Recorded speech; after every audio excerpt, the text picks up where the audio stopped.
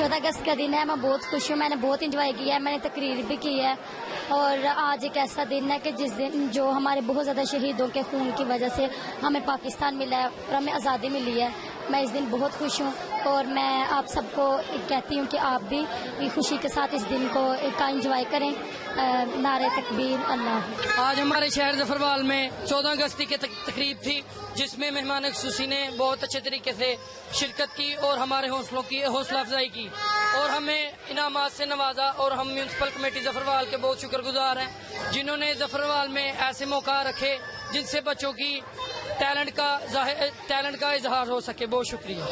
आज जश्न आज़ादी के सिलसिला में ये म्यूनसिपल कमेटी जफरवाल के ज़ेर साया ये आज का प्रोग्राम हुआ है, जिसमें सबसे पहले सुबह परचम कुशाई और दुआ हुई है, कौमी तराना हुआ है।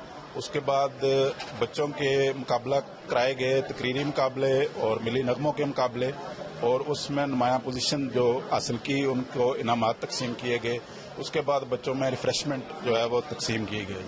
आज के जो जफरवाल का ये जश्न आज़ादी का प्रोग्राम था, इसमें खुसूसी चीज़ ये थी कि पूरे शहर को सजाया गया है, परचमों की बहार है और सरकारी तौर पर भी ये इसका इंतज़ाम किया गया था।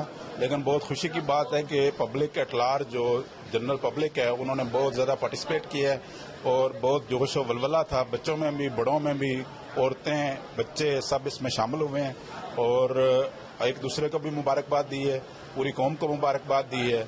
पाकिस्तान जिंदाबाद।